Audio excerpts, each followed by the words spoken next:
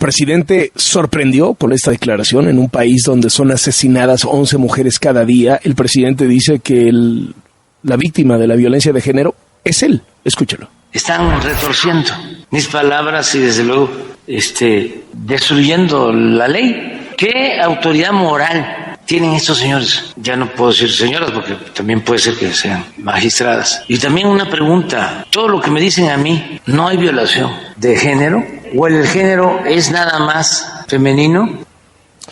Está en la línea la feminista y abogada Patricia Olamendi. Gracias por tomarnos la llamada. Muy buenas tardes.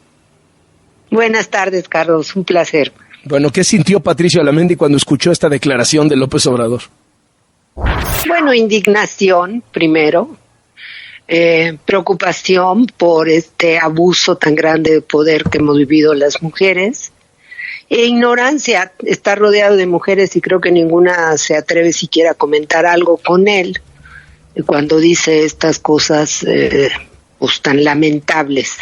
Yo creo que hay que dejar claro que la violencia política contra las mujeres en razón de género solo puede ser cometida contra una mujer. Primero. Segundo, pues hay que dejar también claro que el presidente ha cometido violencia política contra las mujeres desde el día 1 de su mandato, desde su circular 1 en que prohibió que hubiera trato con las organizaciones de mujeres. La violencia política contra las mujeres, ¿qué es? Pues son conductas encaminadas a impedir que las mujeres podamos ejercer nuestros derechos políticos y electorales. Son conductas como las que hace, para ilustrar al auditorio, todo el tiempo el presidente. Decir que se prohíbe trato con las organizaciones de mujeres. Bueno, parte de los derechos políticos es la libertad de asociación. Que mienten las feministas, parte de los derechos políticos es la libertad de expresión. Que las manifestaciones de feministas hay que pararlas, las reprime, parte de los derechos políticos es la libertad de manifestación. Y lo otro muy grave que hace es el conjunto de amenazas que todos los días escuchamos, y esa es parte de la violencia política. Amenazas, difusión de información personal que no tiene que ver con un cargo, amenazas para evitar una precandidatura, difusión de información falsa con el fin de generar un clima desfavorable para las mujeres. Entonces, pues creo que es muy lamentable que el señor, que bueno, ya hay que cambiarle nombre a la mañanera, ¿no? Yo creo que hay que ponerle algo así como la cruz que me tocó vivir o sufrir me tocó a mí en esta vida, porque es verdaderamente ridícula. Oye, ¿dónde están las feministas de la 4T indignándose o por lo menos explicándole al presidente cómo está la cosa?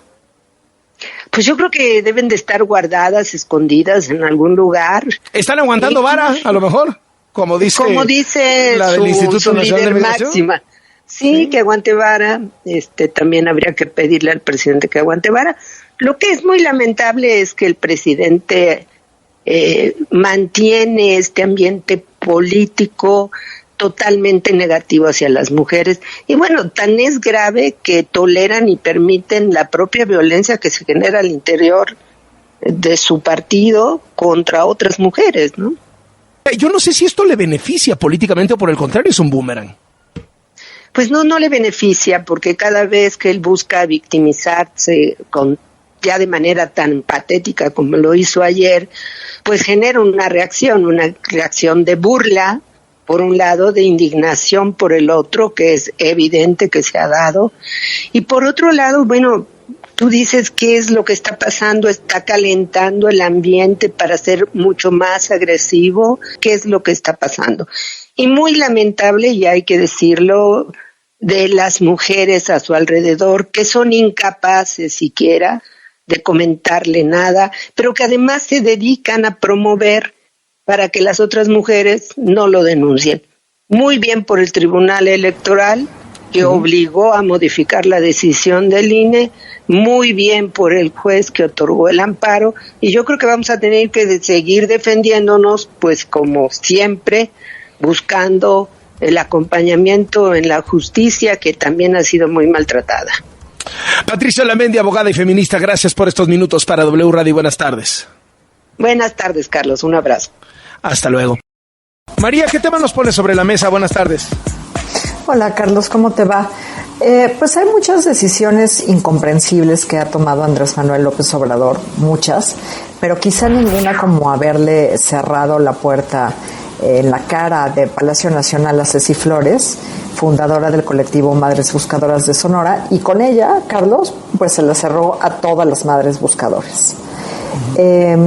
Con las buscadoras no es que López Obrador haya sido negligente o traicionero, Carlos, es que ha sido cruel. Mientras Ceci esperaba fuera de Palacio Nacional y exigía que el presidente la escuchara, una reportera en la mañanera le dijo de su presencia que quería darle esta pala de mando, ¿no? Y que me la deje aquí, contestó el presidente, pues francamente con desprecio. Un Estado y un líder es tan bueno como cuida a sus hijos más vulnerables, ¿no? A los más necesitados. Y en este país, sin duda, son las víctimas y sus deudos. Si no hay justicia para ellos, Carlos, ¿qué podemos esperar los demás? No hay justicia para nadie. López Obrador no quiere hablar de muertos, no quiere hablar de desaparecidos, ¿no? Quisiera volverlos a desaparecer. Ha dicho que recibiría a Ceci después de las elecciones porque no quiere que lo usen. Pero fue él el que usó a las buscadoras y a las víctimas en su campaña, el que las abrazó y les prometió ayudarlas a reunirse con sus hijos. Y hoy el presidente desaparece y las desaparece.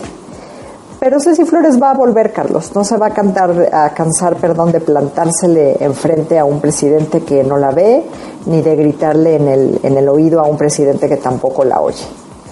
Con las buscadoras, el presidente se equivoca. No hay dolor que se compare a la pérdida de un hijo. Y las buscadoras no van a dejar de buscar a sus hijos perdidos. Van a cruzar el país y si es necesario lo van a hacer más de una vez. No se van a detener ni Ceci Flores ni ninguna otra, Carlos. Ahí el presidente se equivoca porque ellas no se van a resignar. No las va a derrotar como a otros grupos, no van a dejar de cavar, ahora sí que no van a soltar la pala, Carlos. María, ya hoy el presidente dijo que las va a recibir. ¿Crees que vaya a pasar esto?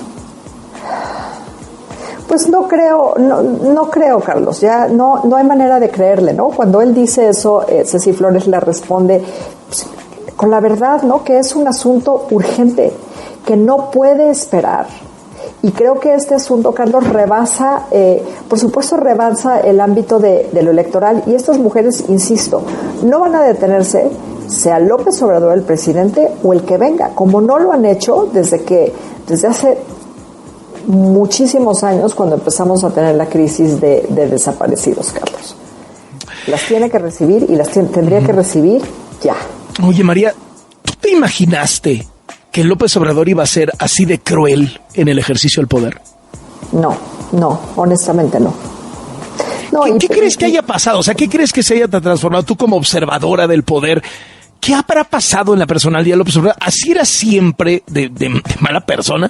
¿O el poder lo volvió así? ¿O qué crees que haya pasado en él? Sí, no, Carlos, yo hace muchos años platicamos recién la elección de 2018 y yo pensaba que López Obrador iba a ser más parecido a lo que fue como en la Ciudad de México, ¿no? Que no iba a radicalizarse. Y pasó todo lo contrario, pero una cosa es ser radical en la ideología y una cosa es ser intransigente con respecto a las convicciones y otra cosa es ser inhumano, Carlos. Y lo que López Obrador es, el día de hoy, es eso, inhumano. Gracias, María, gusto saludarte. Igualmente, Carlos. María Scherer, comentarista de este programa.